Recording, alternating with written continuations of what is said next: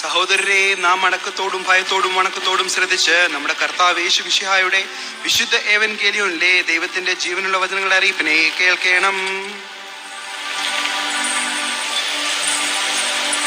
നിങ്ങൾക്കെല്ലാവർക്കും സമാധാനമുണ്ടായിരിക്കട്ടെ.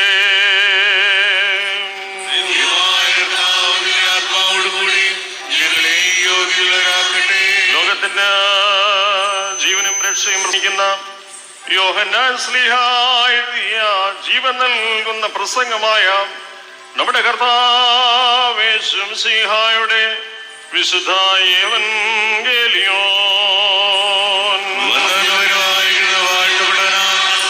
നമ്മുടെ രക്ഷകനായ പിതാവിന് സ്തുതി. തന്റെ അനുഗ്രഹങ്ങൾ നാം എല്ലാവരുടെ മേലുണ്ടായിരിക്കട്ടെ. കന്യാമറിയാമിൽ നിന്ന് ജഡമെടുത്ത ദൈവമായി ജീവന്റെ വചനമായ നമ്മുടെ കർത്താവും ദൈവവും രക്ഷകനുമായ യേശു മിശിഹായുടെ നടപടിയുടെ നാളുകളിൽ ഇവപ്രകാരം സംഭവിച്ചു.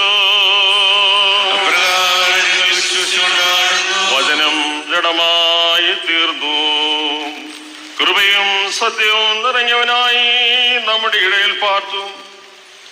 ഞങ്ങൾ അവന്റെ തേജസ് പിതാവിൽ നിന്ന് ഏകജാതനായവന്റെ തേജസ്സായി കണ്ടു.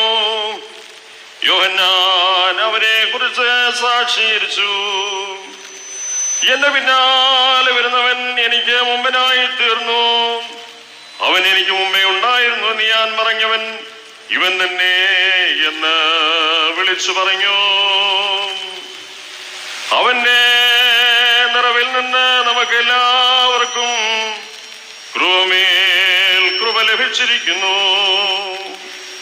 ന്യായപ്രമാണം മോശെ മുഖാന്തരം ലഭിച്ചു, കൃപയും സത്യവും യേശു ക്രിസ്തു മുഖാന്തരം വന്നു. ദൈവത്തെ ആരും ഒരു നാളും കണ്ടിട്ടില്ല.